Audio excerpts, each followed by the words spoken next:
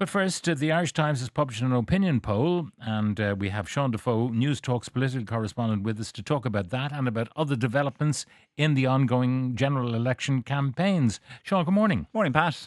So, what does the poll tell us about public opinion? So, largely as you were, not a huge amount of shock in this one. So it was done with 1,200 people on the 12th and 13th of November. So during the campaign itself, in-person interviews as well. And what it shows is Fine Gael is the most popular party in the country on 25%, though down 2 points. 6 points clear of their nearest rivals. Sinn Féin is down 1 in this to 19. Fianna Fáil level at 19. Independents probably the big winners. Now, when we say independents, it also includes others, the other parties. So Independent Ireland, which is a party of independents, is included in that. They're up 4 to 20%. Now, how did they do it? Because, I mean, there'll be some obvious successful independents like the Healy Rays in Kerry, for example, and then you'll have other no-hoper independents. So do they present them in various constituencies with a ballot paper?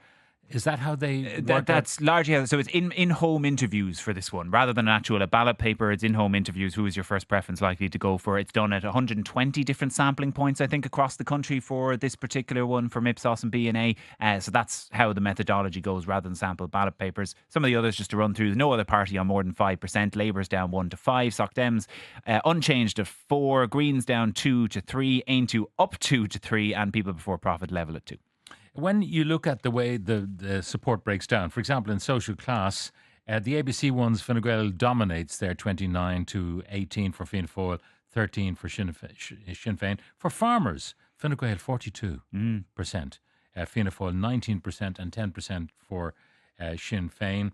Even Stephen kind of on the gender breakdown. And then in terms of age, Sinn Féin have a domination in the younger age cohort, 18 to 24s, and then the older they get, the more likely they are to support the traditional parties. Exactly. So you have 38% of 18 to 24-year-olds voting for Sinn Féin, and it goes down incrementally, 25% of the 25 to 34-year-olds. And then when you get to the over 35s, it's 32% Fianna Fáil, 30% Fine Gael. Fine Gael is just 12% support on the 18 to 24-years. And the independents, those in middle age, interestingly, of the 35 to 49, most likely to vote for independent or other candidates at 36%.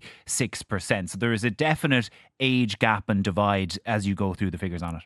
Now, looking at the party leaders and how well they are approved of by the electorate, Simon Harris still top, although a drop of 5 from 55 to 50, still top of the poll. Absolutely, 50% support, so very clearly the most popular party leader in the country, although quite a significant drop. Micheál Martin down 2 to 45, Mary Lou McDonald up 1 to 30, and Roger O'Gorman, interestingly, up 4 to 21%. The government as a whole just down 1 to 39. So good news overall for Simon Harris. I mean, it's funny, it's one of those polls overall with both the leaders and the overall figures where you look at it and you wonder, in 2 weeks' time, we're going to say, was this the start of a decline for them? Whereas Fine Gael would say, look, we are very clear water ahead of the other parties. There is a 6-point gap after 1 week of campaigning, in which most of the controversies were about Fine Gael, small as they were.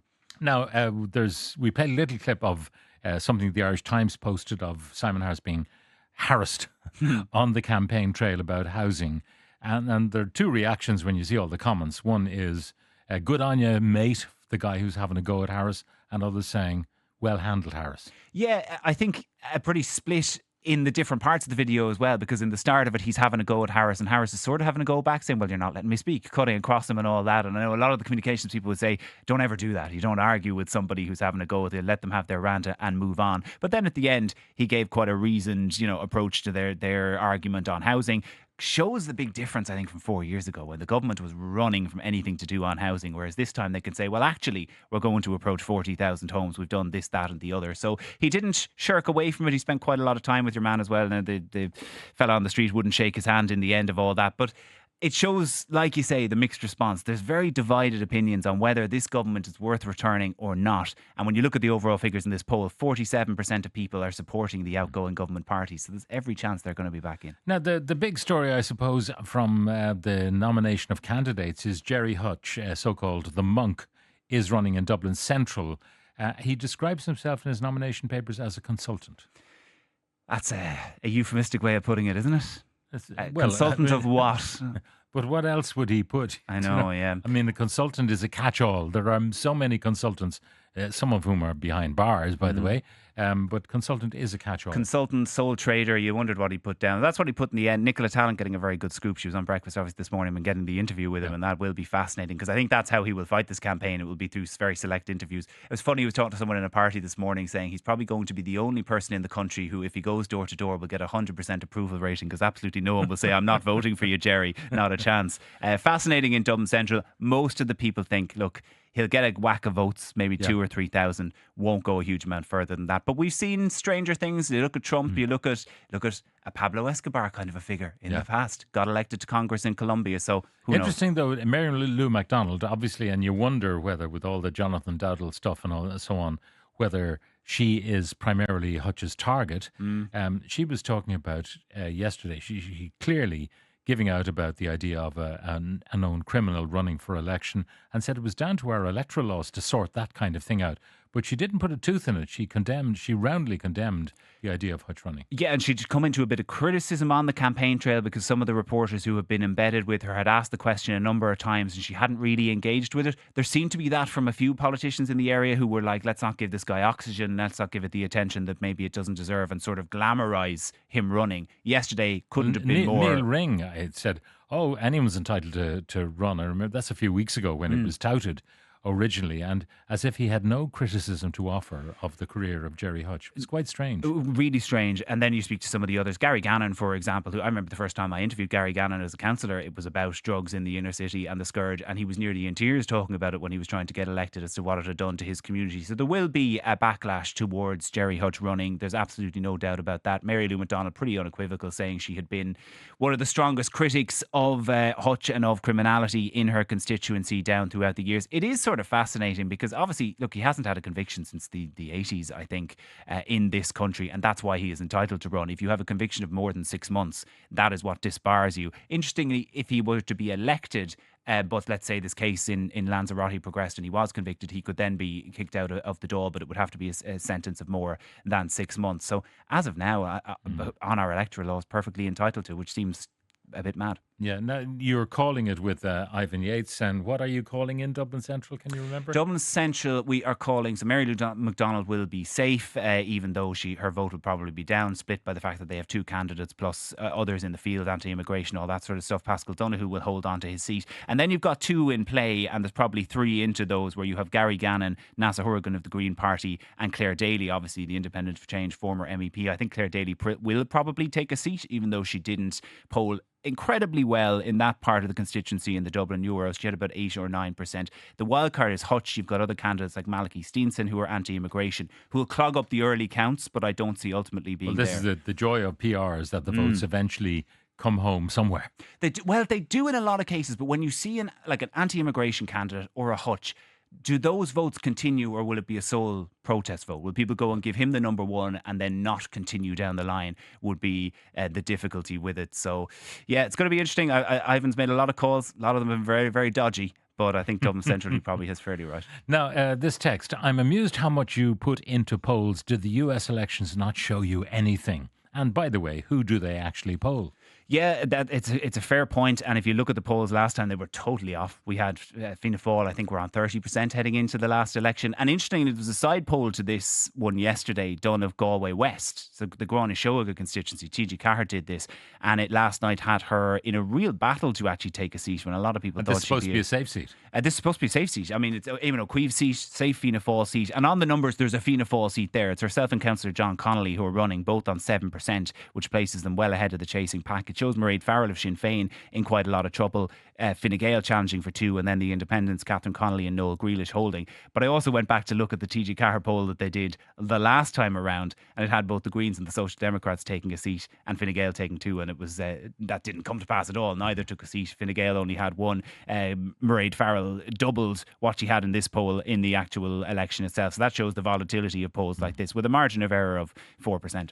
Now, the wisdom of having the election in November rather than in February. I mean, this coming February could be the winter of our discontent, because Forza General Secretary Kevin Callan has predicted industrial action across the health service in the new year. Yeah, and there could well be. Look, there's a lot of issues in the health service and in the health sector that the government didn't want to have to face, frankly, and didn't want to have to be put through all of that heading into then a February election. The issues are still going to come up. Interestingly, that health is more of an issue, according to this poll, than even housing. So the biggest issue for people reflected in the Irish Times poll was cost of living, 30%, which mirrors what we saw in the US, that was the big issue and what people went out for. Health was next on the list at 17%, house prices, or 18% for health rather, house prices 17%, immigration just 9%, so big change from what we saw in the locals and Europeans. But it is up there for people. Health is a funny one. We saw this in the Red C poll at the weekend. Not a lot of people believe any party can solve it. It's become so big and unwieldy over the years, and it looks like housing is migrating into that territory as well. I'm just wondering about cost of living as well. Do we have a more sophisticated understanding of how, for example, the war in Ukraine impacts on energy prices and cost of living? The Americans are very insular anyway in their own thinking. Everything revolves about the United States. And it's slightly different over there as well. Like even when we were seeing the fuel prices rocketing here, it wasn't as bad in the US because they have different sources of oil and all that sort of stuff. So it wasn't as bad here. Look, people understand, I think. And I always thought a Trump victory helps the government parties. I thought they will go out and they'll canvass and say, look at this fellow over here. He's going to be terrible for FDI. You have to choose someone who's solid on the economy. The economy coming up as I think only 6% of people saying it was their top issue, though that kind of ties into cost of living. So overall, more than a third of the electorate saying cost of living, economy, that's what I'm going to vote on. What's in my pocket at the end of the Now, what's on the menu today from the parties? Quite a bit. We've got interesting crime launches, and this is obviously touched on with James Brown, the junior minister in the Department of Justice, on breakfast. Fine Gael in particular, I think, and Fianna Fáil both talking about facial recognition technology and really expanding that in the new government, giving it to Gardaí, allowing them to use it live in missing persons cases and in cases of national security. So that's where they're at. Social Democrats are doing a housing launch. Labour are talking about the health service. The People Before Profit are going into their manifesto in a bit more detail on free public transport for everybody, and then Sinn Féin outlining plans to invest in rural Ireland. So a smattering of policy launches, but it's interesting, everyone I'm talking to, all on the doors, not a whole lot of excitement about the campaign so far. I wonder, will Jerry Hutch have a manifesto on what he's have to say about crime? That'll be an interesting one. I'll be tuning in very keenly to what Nicola Tallant has to ask him on that. Would he be, as someone put it, the only candidate in the country to encourage less guards? I think it was Alan Shatter saying that to Henry McKean during the week. All right, Sean Defoe, Newstalk's political correspondent, thank you very much.